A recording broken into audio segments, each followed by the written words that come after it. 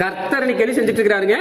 வேதனைப்படுத்துவது யாருன்னா மற்றவங்க கிடையாது, கர்த்தராலே தெரிந்து கொள்ளப்பட்ட ஊழியக்காரர்கள் ஆகிய நீங்களும் நானும் தான் நிறைய நேரம் ஆண்டவரை வேதனைப்படுத்துறோம். ஏன் ஆண்டவரனை தெரிந்து கொண்டார் என்பதை மறந்துட்டு நம்ம செயல்பட்டு இருக்கிறோம். அப்போஸ்தலனாகிய பவுலை கர்த்தர் தெரிந்து கொள்ளுகிறார். அவன் உடனே ஒரு வார்த்தை கேட்கிறான், ஆண்டவரே நான் என்ன செய்ய சித்தமா இருக்கிறேன். இன்னைக்கு ஊழியக்காரங்கிட்ட இந்த வார்த்தை வர்றதில்லை. நமக்கு ஆத்துமாக்கள் இல்ல, கம்மியா தான் இருக்குது. முழங்கால் படிட்டு ஆண்டவரே, என்ன ஆண்டவரே ஆலயத்தில் ஆத்துமாக்கள் குறைவா இருக்குது சாமி, என்னை கொண்டு நீங்க என்னையா பாசி செய்ய சித்தமா இருக்கிறீங்க கேட்கறது இல்ல. நம்முடைய சூழ்நிலைகள் மாறும், ஆண்டவரே என்னை எதற்காக ஊழியத்துக்கு தெரிந்து கொண்டீங்க, என்னை கொண்டு நீர் என்ன செய்ய சித்தமா இருக்கிறீங்க கேட்கறது இல்ல. இன்னைக்கு என்ன தெரியுமா கேட்கிறோம், ஆண்டவரே ஆதி அப்போஸ்தலருக்கு இருந்த வரங்கள் எனக்கு கொடுங்கப்பா, ஆதி அப்போஸ்தலருக்கு இருக்கிற வல்லங்களை கொடுங்கப்பா.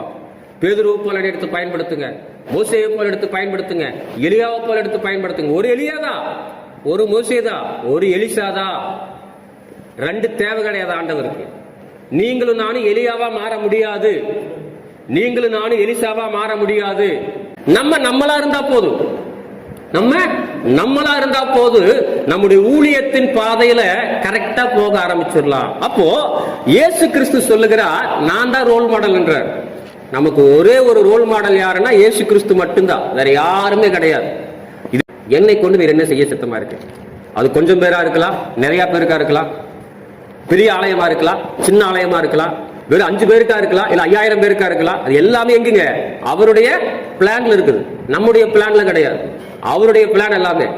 அதுக்கு ஒப்பு கொடுத்து நம்ம பாட்டுல போயிட்டு இருந்தோம்னா நம்முடைய ஊழியம் அழகா செழுமையா தேவன் விரும்புகிற விதத்துல போயிட்டே இருக்கு. ஏன்னா நம்முடைய நோக்கம் என்னன்னா, கர்த்தருடைய வருகையில உங்களை பார்த்து என்ன பார்த்து கர்த்தர் சொல்லணும், உண்மையும் உத்தம ஊழியக்காரனே என் ராஜ்யத்துல பிரவேசி, அங்க போகணும். அதுதான் நம்முடைய மெயின் பர்பஸ்.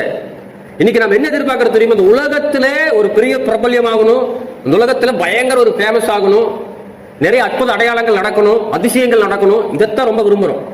ஆனா இந்த வரங்கள் அதிகமா இருக்கிற மனுஷங்க ஜாக்கிரதையா இருக்கணும்.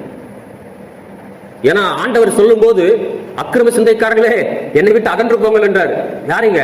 உங்க நாமத்தினால அற்புதம் செஞ்ச, உங்க நாமத்தினால விசுவாச துரத்தின, உங்க நாமத்தினால தீர்க்க தரிசனம் சொன்னதெல்லாம் இயேசு நாமத்துலதான்.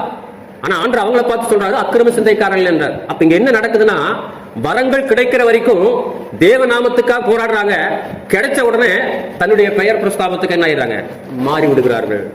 அதனால ஆண்டவர் சொல்றாரு, நீ அக்கிரம சிந்தைக்கார, என் நாமத்துலதான் தீர்க்க தரிசனம் சொன்னேன், என் நாமத்துலதான் பேய் ஓட்டுனேன், என் நாமத்துலதான் அற்புத அடையாளம் எல்லாம் நடந்துச்சு.